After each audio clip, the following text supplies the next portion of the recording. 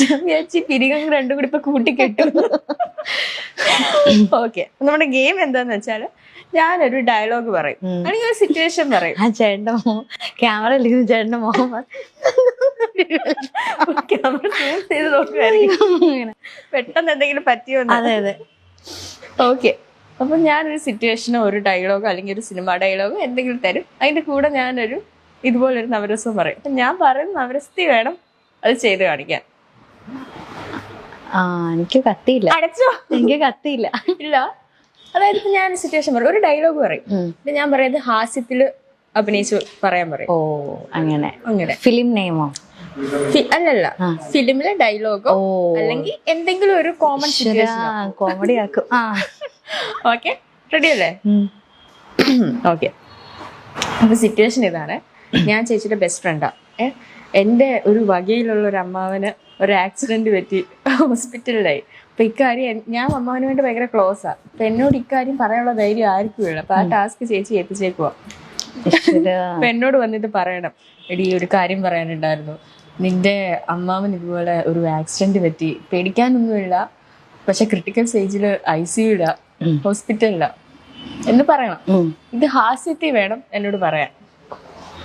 അങ്ങനെ ചിരിച്ചോണ്ട് പറയണം. അതെ, ഹാസ്യത്തിൽ പറയണം. അതെ, സുഖാണോ? ആടി, എന്തൊക്കെയുണ്ട് വിശേഷം? നന്നായി പോകുന്നു. നമുക്ക് അമ്മാനെ ഒന്ന് കാണാൻ പോവാം. അമ്മാന്റെ കാര്യം വൻ കോമഡിയാ. നിന്റെ അമ്മാന്റെ കാര്യം വൻ കോമഡി ആയിട്ടിരിക്കുക. പുള്ളി പൊതുവെ ആളിച്ചിരി കോമഡിക്കാരനാണ്. പക്ഷെ അതല്ല, ഇന്ന് പോകുന്ന വഴിക്കേ ഒന്നും പറയണ്ട, ഒരു പട്ടി കുറുകെ ചാടിയതാ. പുള്ളി നേരെ ചെന്ന് പട്ടിയുടെ മണ്ടയിലോട്ട് വണ്ടി കയറ്റിട്ട് കറങ്ങി അടിച്ചിട്ട് ഒരു ക്രോസിലൊരു വണ്ടി വന്ന് ഇടിച്ച് കറങ്ങി അടിച്ച് വീണു. കാലും കൈയൊക്കെ ഒടിഞ്ഞ് ഇച്ചിരി ക്രിട്ടിക്കലായിട്ട് ഹോസ്പിറ്റലിൽ കിടക്കാം. അതിന് അല്ല, നമുക്കൊന്ന് കണ്ടിട്ട് വരാം. വൻ കോമഡി എന്ന് എല്ലാരും പറയുന്നത്. മൊഹക്ക ഇങ്ങനെ ഇരിപ്പുണ്ടെന്നാ പറഞ്ഞത്. നമുക്കൊന്ന് അമ്മാവൻ ആശുപത്രിയിലായതാണോ നീ ഇത്ര ചിരിക്കുന്നത്? ഓക്കെ, സംഭവം പൊളിഞ്ഞെങ്കിലും അതെ, ഒരുപാട് വലിച്ചു നീട്ടണ്ടല്ലേ? അതായിരിക്കും നല്ലത്. ഓക്കെ, ഇനി അടുത്തൊരു ഡയലോഗ് വേണോ? വേണം വേണം, 5 എണ്ണം ഉണ്ട്. 5 എണ്ണോ? 9 രസങ്ങളുണ്ടായിട്ട് ഞാൻ 5 എണ്ണം കുറച്ചതാ. വടക്കം വീട്ടിൽ കൊച്ചുകുഞ്ഞിനോട് ഉടക്കാൻ നിൽക്കരുത്, ഉടച്ച് കൈത്തരും. ഇത് ശൃംഗാരത്തിൽ പറയണം. എന്റെ ദൈവം, ആൾക്കാർ എങ്ങനെ കണ്ടോണ്ടിരിക്കുവോ ദൈവമേ. ശൃംഗാരം ഒഴുകണം. നിങ്ങക്ക് വ്യൂവേഴ്സ് ഒന്നും വേണ്ടേ? വേണം. ഇത് കണ്ടോണം. ഇത് കഴിയുമ്പോ വ്യൂവേഴ്സ് എങ്ങനെ? എന്താണ്? വടക്കം വീട്ടിൽ കൊച്ചുകുഞ്ഞിനോട് ഉടക്കാൻ നിൽക്കരുത്, ഉടച്ച് കൈത്തരും. ഉടച്ച് കൈത്തരും, ശൃംഗാരം. ശൃംഗാരം. അതെ, വടക്കം വീട്ടില് കൊച്ചുകുഞ്ഞിനോടെ, വടക്കം വീട്ടില് കൊച്ചുകുഞ്ഞിനെ അറിയില്ലേ? ഓടുന്നു. പുള്ളിയോട് ഉടക്കാൻ നിക്കണ്ട, നിന്ന ഉടച്ച് കൈത്തരും. ഓടുന്നു. മതിയോ? സന്തോഷായ? സന്തോഷം. എപ്പോഴേ പറഞ്ഞല്ലേ വേണ്ട. എനിക്ക് 50 ലക്ഷം രൂപയുടെ ലോട്ടറി അടിച്ചു. എനിക്ക് അത് നിങ്ങളുടെ ഫ്രണ്ടായിട്ടുള്ള എനിക്ക് നിങ്ങൾ ഗിഫ്റ്റ് തരാൻ പോവാ. അത് രൗദ്രത്തിൽ പറയണം. എനിക്ക് 50 ലക്ഷം രൂപയുടെ ലോട്ടറി അടിച്ചിട്ടുണ്ട്. വേണോ? എനിക്ക് 50 ലക്ഷം രൂപയുടെ ലോട്ടറി അടിച്ചിട്ടുണ്ട്. വേണമെങ്കിൽ വന്ന് എടുത്തിട്ട് പോട്ടു. അയ്യോ, അപ്പൊ എനിക്ക് തരാൻ പോവാണോ? വേണേ വന്ന് എടുത്തിട്ട് പോ. ചുമ്മാ എനിക്ക് ദേഷ്യം വന്നിട്ട് ഇരിക്കുക കേട്ടോ. ഒരു കാര്യം ഞാൻ പറഞ്ഞേക്കാം, വേണേ വന്ന് എടുത്തിട്ട് പോ. ഇനി അടുത്തത് വീരം. വീരം കാണാൻ വലിയ ലുക്കില്ലെന്നേ ഉള്ളൂ, ഭയങ്കര ബുദ്ധിയാ. കാര്യം ഞാൻ പറഞ്ഞേക്കാം, കാണാനൊട്ടും ബുദ്ധി അല്ല, അയ്യോ കാണാനൊട്ടും ലുക്കില്ലെന്നേ. ഒടുക്കത്തെ ബുദ്ധിയാ.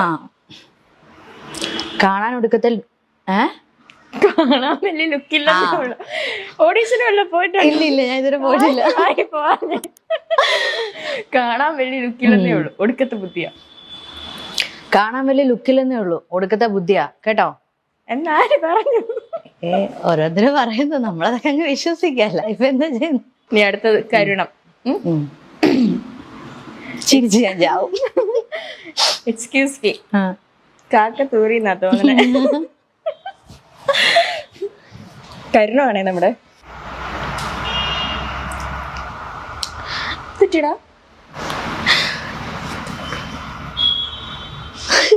എന്താടാ നീ പറക്കണോ? ഞാൻ മോനെ കാര്യം പറ, എന്ത് പറ്റി? ചത്തുപോയോ? കക്കത്തൂറിതാ തോന്നുന്നത്. അയ്യോ എന്റെ മോനെ, നിനക്കിങ്ങനെ വന്നല്ലോ. എനിക്കറിയണ്ട. എന്നോട് എല്ലാരും ക്ഷമിക്കണം, ഞാൻ വിനീതമായിട്ട് അഭ്യർത്ഥിക്കുന്നു. എങ്ങനെ ഉണ്ടായിരുന്നു ഗെയിം? ഇഷ്ടപ്പെട്ടോ? നന്നായിരുന്നു. നല്ലായിരുന്നോ? അടിപൊളിയായിരുന്നു. ഓക്കെ, അപ്പൊ നമ്മളിപ്പോ ഒരു അടിപൊളി ഗെയിം ഒക്കെ കളിച്ചിട്ടിരിക്കുകയാണ്. സന്തോഷായോ? സന്തോഷായി. ഞാൻ അത് ചോദിക്കേണ്ടത് സന്തോഷമായോ? എനിക്ക് സന്തോഷായി. ഇഷ്ടായോ? അവർക്ക് എന്തായി കാണും എന്തോ. ഇത് റിലീസ് ചെയ്യുമ്പോഴായിരിക്കും. അതെ അതെ അതെ, ഇഷ്ടംപോലെ കമന്റ്സ് കിട്ടും. പോരട്ടെ പോരട്ടെ. അപ്പം ഇപ്പം ഡാൻസർ ആണല്ലോ, ഒരു ഡാൻസർ ആയിട്ടാണോ അതോ ഒരു ആക്ട്രസ് ആയിട്ട് ആണോ അറിയപ്പെടാൻ ഏറ്റവും ആഗ്രഹിക്കുന്നത്? അത് അങ്ങനെ ചോദിച്ചാൽ വലിയ പ്രശ്നമാണ്. രണ്ടും ഇഷ്ടമാണ്. രണ്ടും ഇഷ്ടമാണ്. നമ്മുടെ ശോഭന ചേച്ചിയൊക്കെ പോലെ ആക്ട്രസ് കം ഡാൻസർ അങ്ങനെ? ഓ, ഇഷ്ടപ്പെട്ടു കേട്ടോ. അത് ഭയങ്കര ഇഷ്ടമാണ്. പിന്നെ എല്ലാം ദൈവത്തിന്റെ അനുഗ്രഹം പോലെ. ഇപ്പം ഡാൻസ് തന്നെയായാലും കുഴപ്പമില്ല, നമുക്കൊന്നും പറയാൻ പറ്റത്തില്ല. നമുക്ക് ഈ ഫീൽഡിൽ നമുക്ക് എത്ര നാൾ നിൽക്കാൻ പറ്റുമെന്നോ അല്ലെങ്കിൽ നമുക്ക് എത്ര നല്ല ക്യാരക്ടേഴ്സ് ചെയ്യാൻ പറ്റും എന്നൊന്നും അറിയാൻ പറ്റില്ല. പിന്നെ ഡാൻസ് ആകുമ്പം അത് നമ്മളാണല്ലോ തീരുമാനിക്കുക ഇപ്പം എത്ര നാൾ വേണം എങ്ങനെയാണെന്നൊക്കെ. ദൈവം സഹായിച്ച ഒരു കുഴപ്പമില്ലാതിരിക്കുകയാണെങ്കിൽ ഡാൻസ് മാത്രമായാലും കുഴപ്പമില്ല. നല്ല വർക്ക് കിട്ടിയാലും കുഴപ്പമില്ല. ഞാൻ എല്ലാത്തിലും ഹാപ്പിയാണ്. എല്ലാത്തിലും ഹാപ്പിയാണ്. അങ്ങനെ ഇന്ന ഒരു നിശ്ചിതമായിട്ടൊരു എയിം? ഓ, അങ്ങനെയൊന്നുമില്ല. അതൊരു ലക്ഷ്യമില്ലെന്ന്. ഓ, അപ്പൊ ഞാനൊരു ലക്ഷ്യമില്ലാത്തവളായിരുന്നല്ലേ? അതിന് മനസ്സിലായില്ല. മറ്റേ ഇന്ന് തന്നെ ഒരു ഭിത്തിയിൽ ഇങ്ങനെ എഴുതി വെക്കണേ എയിം എന്ന് പറഞ്ഞിട്ട്. എനിക്ക് കിട്ടിയതൊന്നും അങ്ങനെ കിട്ടിയിട്ടുള്ള കാര്യങ്ങളല്ല. ഞാനിങ്ങനെ എയിം ചെയ്ത് അങ്ങനെ എടുത്തിട്ടുള്ള കാര്യങ്ങളൊന്നും അല്ല. ഇതൊക്കെ എങ്ങനെയൊക്കെയോ സംഭവിച്ചു പോയി. ഓക്കെ, ഈ ഫീൽഡിൽ ഏതെങ്കിലും ഒരു ഗോഡ് ഫാദർ ഉണ്ടോ ശരിക്കും?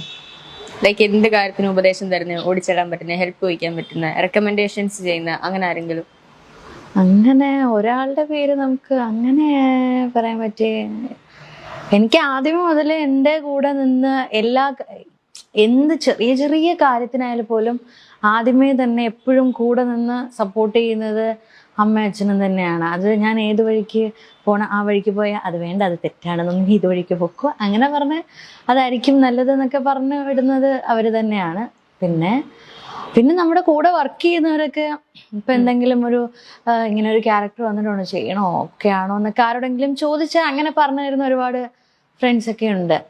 ഓക്കെ, ഇപ്പം അച്ഛൻ ആർട്ടിസ്റ്റ് ആണെന്ന് പറഞ്ഞു. ഈ അമ്മയ്ക്കും അനിയനും ഒക്കെയുള്ള ടാലൻസ് എന്തൊക്കെയാ? അമ്മയ്ക്ക് എന്റെ പുറകെ ഇങ്ങനെ നടന്ന്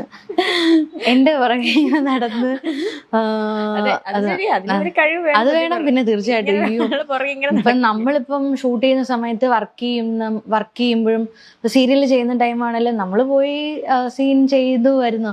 പക്ഷെ രാവിലെ മുതല് വൈകിട്ട് വരെ, രാത്രി വരെ, തീരുന്നിടം വരെ അവിടെ ആ റൂമിൽ ഇങ്ങനെ വെറുതെ ഇങ്ങനെ ഇരിക്കണം. പിന്നെ എന്റെ പുറകെ അത് ചെയ്യണം, ഇത് ചെയ്യണം, എന്നെ ഹെൽപ്പ് ചെയ്യാനും അങ്ങനെ. അത് ഭയങ്കര ഒരു വലിയ പാടാണ് കേട്ടോ, രാവിലെ മുതൽ ഇങ്ങനെ ഇരുന്ന്. അത് വലിയ പാടാണ്. ഞാൻ ഒരുപാട് അമ്മമാരെ അതുപോലെ കണ്ടിട്ടുണ്ട്. നമ്മുടെ ഇൻഡസ്ട്രിയിലെ ഒരുപാട് ആർട്ടിസ്റ്റുകളുടെ അമ്മമാർ ഇങ്ങനെ കൂടെ ഇരുന്ന് രാവിലെ മുതൽ രാത്രി വരെ ഇരിക്കുക. അത് കുറച്ച് പാടാണ് കേട്ടോ. ശരിക്കും അവർക്കൊരു അസോസിയേഷൻ തുടങ്ങണം. അത് വേണം. മോഡേൺ ഡ്രസ്സസ് ആണോ അതോ നാടൻ വേഷങ്ങളാണോ കൂടുതൽ ഇഷ്ടം? എനിക്ക് കൂടുതൽ ഇഷ്ടം നാടൻ വേഷങ്ങളാണ്. അതിലാണ് ഞാനിങ്ങനെ എപ്പോഴും കംഫോർട്ടാണ്. തനിയാണോ സ്റ്റൈലിംഗ് ഒക്കെ ചെയ്യുന്നത്? ഓ ഇല്ല, അങ്ങനെയൊന്നുമില്ല, അമ്മയാണ്. കാരണം ഐശ്വര്യയുടെ സ്റ്റൈലിംഗ് ഭയങ്കര ഫേമസ് ആണ്. എന്ത് ഇന്റർവ്യൂസ് ഒക്കെ ഏതൊക്കെ എവിടെയൊക്കെ കണ്ടിട്ടുണ്ടെന്ന് തോന്നുന്നില്ല. പിന്നെ ഒന്നും കാണാതെ ഞാൻ ഇന്നിങ്ങനെ വന്ന് രാവിലെ ഇരുന്നതാ.